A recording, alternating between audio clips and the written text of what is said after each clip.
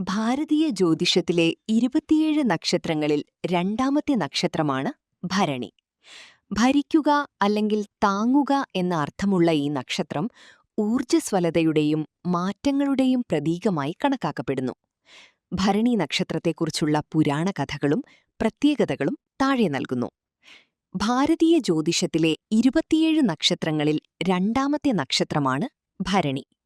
ഭരിക്കുക അല്ലെങ്കിൽ താങ്ങുക എന്ന അർത്ഥമുള്ള ഈ നക്ഷത്രം ഊർജ്ജസ്വലതയുടെയും മാറ്റങ്ങളുടെയും പ്രതീകമായി കണക്കാക്കപ്പെടുന്നു.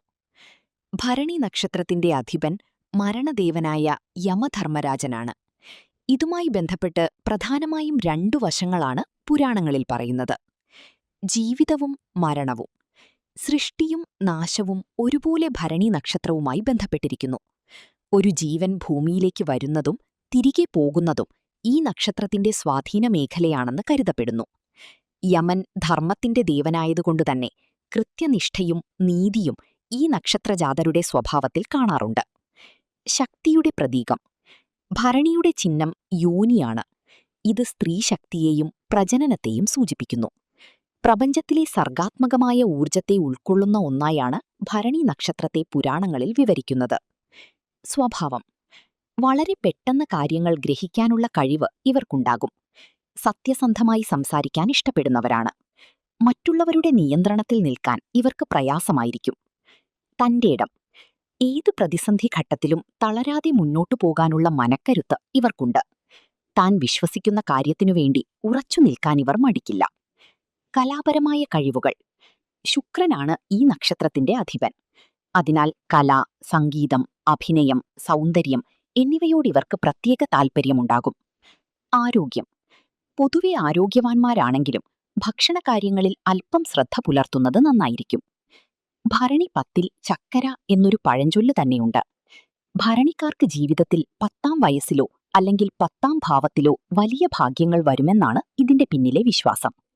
കഠിനാധ്വാനവും ആത്മവിശ്വാസവും കൈമുതലായുള്ള ഭരണി നക്ഷത്രക്കാർക്ക് ജീവിതത്തിൽ വലിയ നിലകളിലെത്താൻ സാധിക്കും. അല്പം മുൻകോപം നിയന്ത്രിച്ചാൽ ഇവർക്ക് കൂടുതൽ വിജയങ്ങൾ നേടാനാകും.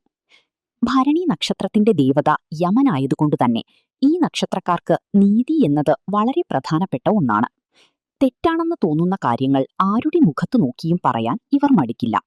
ഭാരതീയ ജ്യോതിഷത്തിലെ 27 നക്ഷത്രങ്ങളിൽ രണ്ടാമത്തെ നക്ഷത്രമാണ് ഭരണി.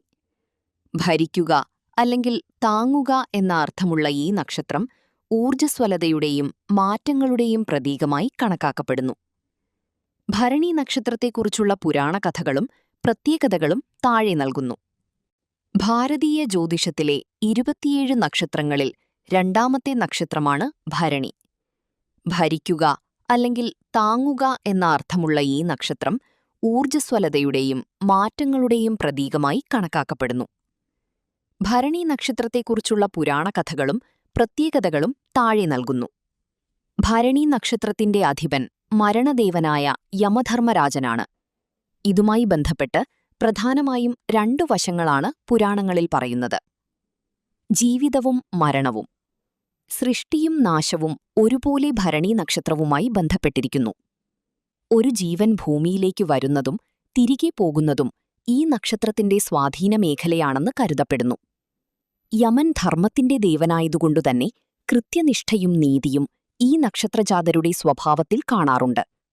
ശക്തിയുടെ പ്രതീകം. ഭരണിയുടെ ചിഹ്നം യോനിയാണ്. ഇത് സ്ത്രീശക്തിയെയും പ്രജനനത്തെയും സൂചിപ്പിക്കുന്നു.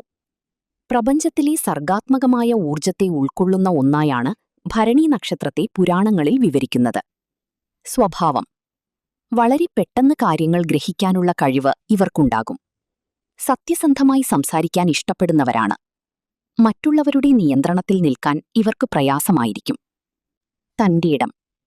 ഏതു പ്രതിസന്ധി ഘട്ടത്തിലും തളരാതെ മുന്നോട്ടു പോകാനുള്ള മനക്കരുത്ത് ഇവർക്കുണ്ട്. താൻ വിശ്വസിക്കുന്ന കാര്യത്തിനുവേണ്ടി ഉറച്ചു നിൽക്കാൻ ഇവർ മടിക്കില്ല. കലാപരമായ കഴിവുകൾ.